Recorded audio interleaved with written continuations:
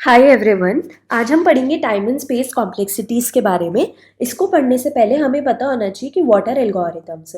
So algorithms are nothing but a set of rules जो आपके input के base पे आपको क्या आउटपुट रिटर्न कर दे। फॉर एग्जांपल यहाँ पर मैंने एक एल्गो लिया है जो कि आपको इनपुट का हमेशा क्या रिटर्न करेगा, स्क्वायर रिटर्न करेगा। तो आपके इनपुट में मान लीजिए एन है तो आउटपुट में आपको क्या मिलेगा, एन स्क्वायर मिलेगा। तो इसका दो तरीके से एल्गो लिखा जा सकता है। For example I just return n into n that is n square, या फिर टेन स्क्वायर है तो टेन स्क्वायर का मतलब क्या होता है, ten plus ten till ten times तक मैं टेन ऐड करती जाऊँ। तो एन स्क्वायर है तो इसका मतलब क्या हो जाएगा, n plus n till n times तक। ठीक है, तो एन टाइम्स ऐड करना है तो मैंने एक लूप चला दिया एन का, वन से लेके एन का लूप चला दिया एक। ठीक है, और उसमें मुझे क्या ऐड करना है, आंसर में हमेशा एन ही ऐड करना है और सीधा सीधा क्या रिटर्न कर देना है, आंसर रिटर्न कर देना है। तो ये मेरे पास दो एल्गोज हो गए to return the square of a number.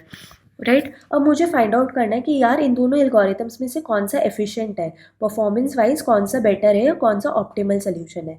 तो इसके लिए मैं क्या यूज़ करूँगी, इसके लिए मैं दो फैक्टर्स कंपेयर करूँगी, एक time complexity and space complexities.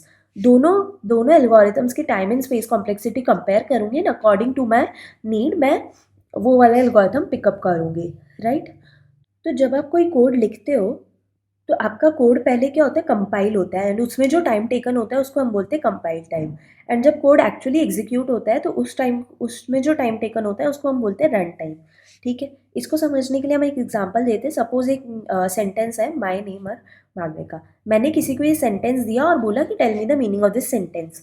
तो बंदा क्या करेगा, पहले बंदा वो इसको स्कैन करेगा, वर्ड बाय वर्ड जाएगा एंड लैंग्वेज कंस्ट्रेंट्स देखेगा। Since it is a followed by English तो इसके लैंग्वेज कंस्ट्रेंट्स क्या है, इसके लैंग्वेज कंस्ट्रेंट्स ये कहते हैं कि सिंगुलर के साथ यहाँ पर क्या आना चाहिए, इज आना चाहिए एंड फुल स्टॉप आना चाहिए।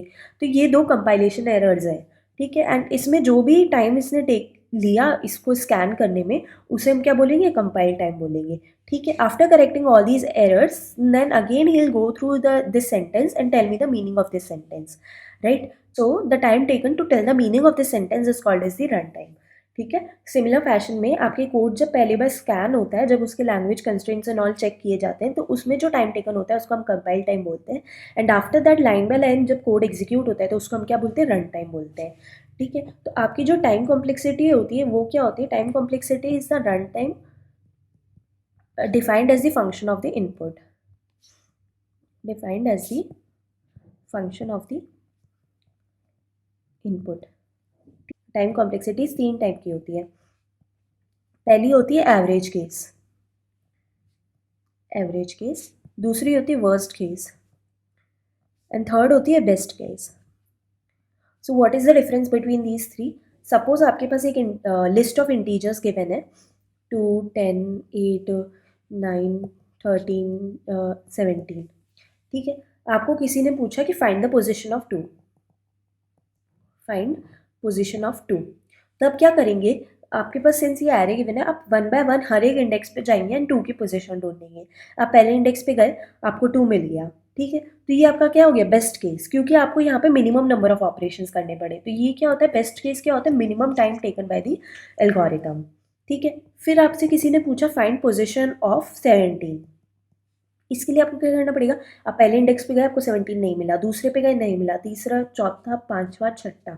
तो जितनी भी लेंथ थी आपकी, लेंथ ऑफ द एरे थी, उतना आपको उतनी बार आपको इटरेशंस करना पड़ा and at the last position आपको आपका नंबर मिला। तो ये क्या हो गया, वर्स्ट केस क्या हो गया, maximum time taken by the algorithm, maximum time taken by the algorithm. And average case क्या होता है, average of random times.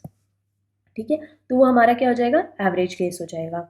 Right, but हम usually to compare the time complexities of two algorithms we compare it by using the first case. And worst case हम किससे denote करते हैं, big O notation से, big O notation.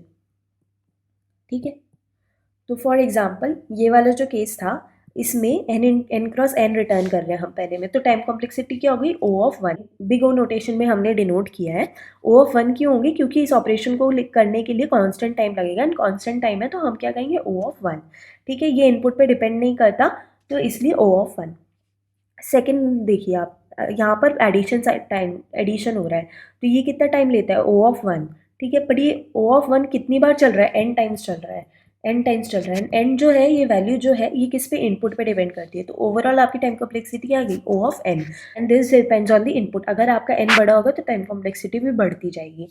So in similar fashion, what is space complexity? Space complexity is the memory used during the execution of the algorithm.